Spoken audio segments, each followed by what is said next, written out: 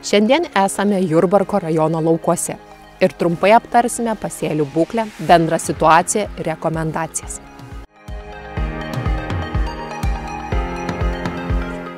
2024 metai Lietuvoje tapo šilčiausi per visą meteorologinių stebėjimų istoriją.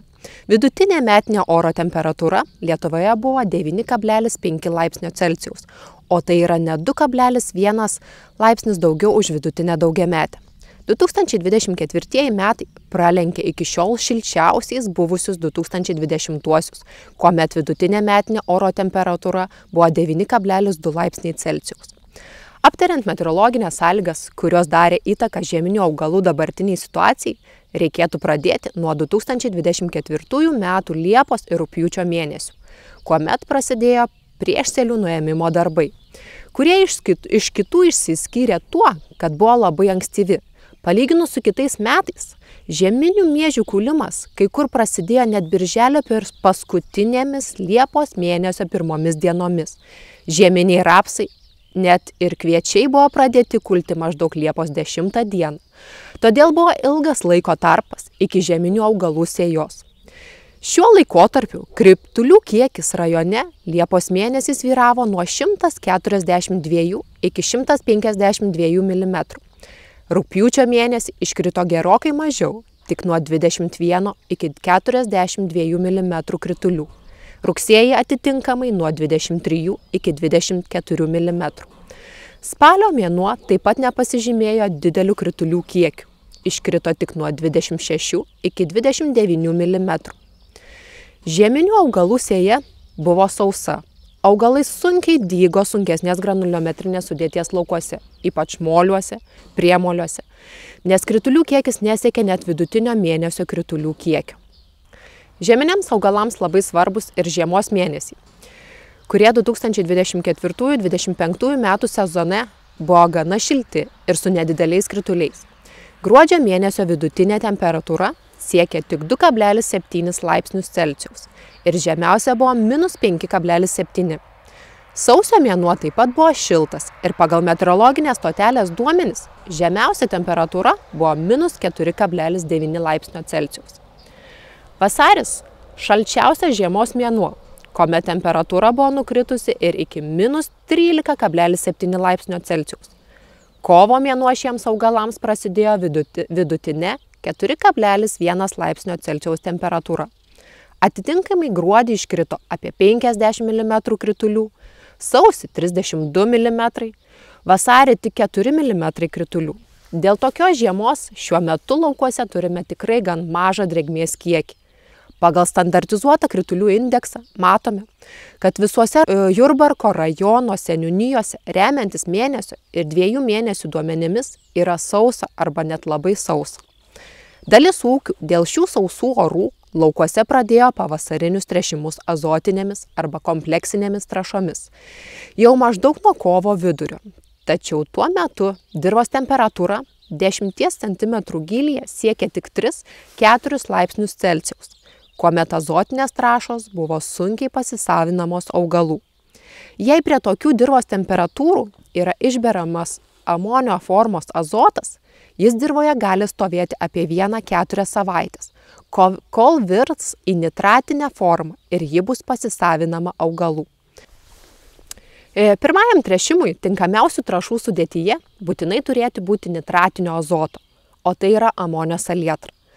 Problema yra tik tokia, kad per 1-2 savaitės, ypač esant vėsesniems ir su krituliais orams, nitratinis azotas gali išsiplauti ir susidaryti azoto nuostolį.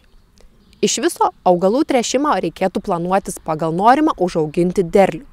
Žinodami maisto medžiagų poreikį vienai tonai užauginti ir maisto medžiagų likučius dirvožemyje, galime paskaičiuoti, kiek trąšų reikia išberti.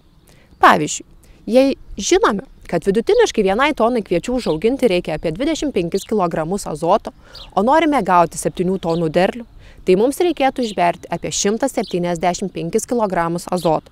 Tačiau reikėtų nepamiršti, kad pagal tręšiamųjų produktų įstatymą rekomenduojama maksimali azoto trąšų norma kviečiams yra tik tai 210 kg hektarą. Atitinkamai fosforo ši norma siekia 90, o kalio 180 kg hektarą. Azotinės trąšas rekomenduojama paskirstyti per kelis kartus. Ir iš rudens reikėtų atiduoti apie 20%, pirmajam pavasariniam tręšimui atiduoti apie 30% azoto. Šis tręšimas turėtų būti atliktas iki bamblėjimo. Antrajam tręšimui nuo bamblėjimo iki plaukėjimo reikėtų atiduoti dar 30% trąšų. Ir likusias trąšas atiduoti vėliavinio lapo tarpsnyje.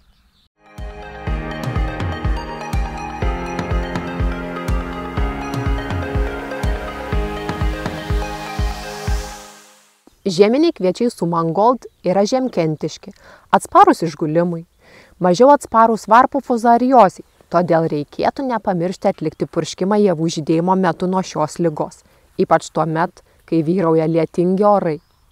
Ši veislė pasižymi toleranciją sausiems ir karštiems orams, stipriai krūmijasi ir intensyviai auga. Šios veislės kviečiai pasėti po žirnių, atlikus minimalų žemės dirbimą. Toks dirbimo būdas pasirenkamas ne tik dėl papildomų tiesioginių išmokų, bet ir dėl dirvožemio tausojimo, drėgmės taupimo, greitesnio darbų atlikimo. Visas žieminių kviečių laukas yra dulkiško sunkaus priemolio granuliometrinės sudėties. Dirvožemio tyrimai neatlikti, todėl kol kas ūkininkas tręšia pagal augalų poreikį, nekoreguodamas trąšų normų pagal maisto medžiagas esančias dirvoje. Turėdamas dirvos tyrimus, ūkininkas galėtų sutaupyti ir maisto medžiagas atiduoti pagal poreikį, ten, kur reikia ir tiek, kiek reikia. Žinoma, tam yra reikalinga įranga, kuri galėtų atlikti tręšimus kintamą normą. Šiuo metu žieminiai kviečiai yra pasiekę BBCH 29 vystymosi tarpsnį, krūmymosi pabaiga. Rudenį šiame lauke vidutiniškai buvo rasta 341 augalas kvadratiniame metre. Matome, kad augalai nežuvo ir puikiai peržiemojo. Vidutiniškai vienas augalas turi po 3 produktyvius stiebus, tai virš 1000 vienetų produktyvių stiebų viename kvadratinėme metre. Rudenį laukas buvo apdorotas tribenuron metilo veikliosios medžiagos herbicidų, kuris veiksmingas tik nuo 2 skilčių piktžolių, o vienskiltės, tokios kaip asmilguolė, aviža, pelinis pašiaušlis, rudenį nebuvo kontroliuotos. Todėl šį pavasarį reikia į tai atsižvelgti, renkantis produktus nuo piktžolių. Bendra rekomendacija dėl herbicidų naudojimo. Optimali temperatūra turėtų būti 10–20 laipsnių Celsijaus. Veikliosios medžiagos, kurios efektyvios nuo vienskilčių piktžolių, pinoksadenas, piroksulamas. Jei pasėlis gan švarus, kaip šiame lauke, reikėtų herbicidus naudoti vėlesniuose kviečių vystymosi tarpsniuose.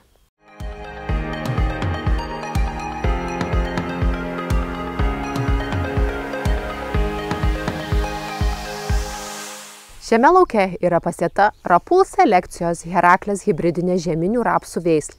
Tai gyvybinga veislė. Tinkama atšiaurioms sąlygoms, aukštas žiemkentiškumas, labai gera augalo sveikata. Tai yra veislė atspari fomozei, ropių geltos virusui. Aukštas derlingumas ir geras aliejingumas. Šiame lauke vyrauja dulkiškas vidutinio sunkumo priemolis. Pagal atliktus dirvos tyrimus matome, kad dirvožemėje yra 64 mg kg fosforo, 138 kalio, dirvos pH 7,74, o humuso kiekis siekia 2,48.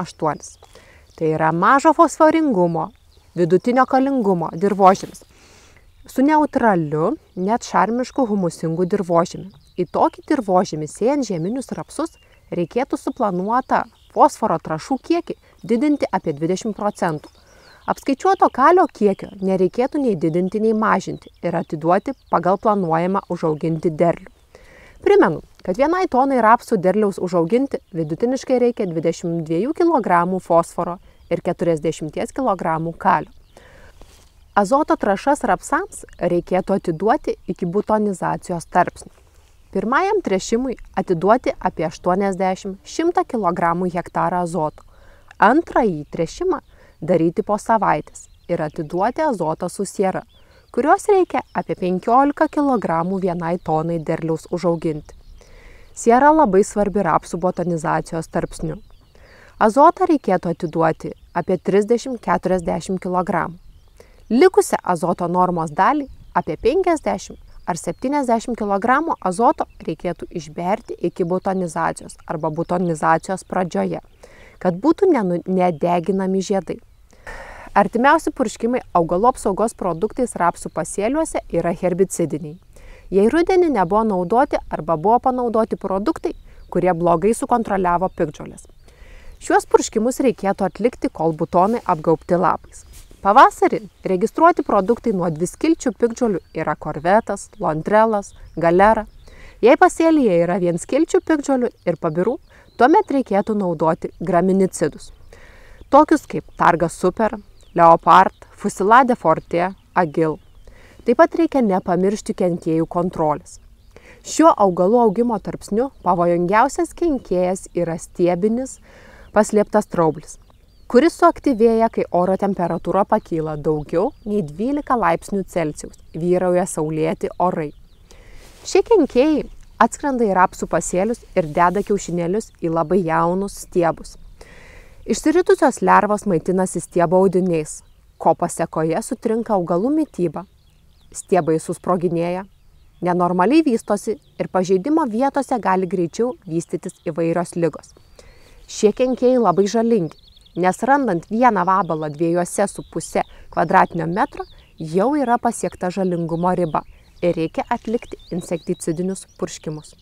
Prisijunkite prie ICMI sistemos, kurioje rasite informaciją apie ligų, kenkėjų ir piktžolių plitimo dinamiką, katalogus, agrometeorologinių stotelių duomenis, kurių šiemet Lietuvoje turėsime net 74. Sekite mūsų naujienas ir socialiniuose tinkluose.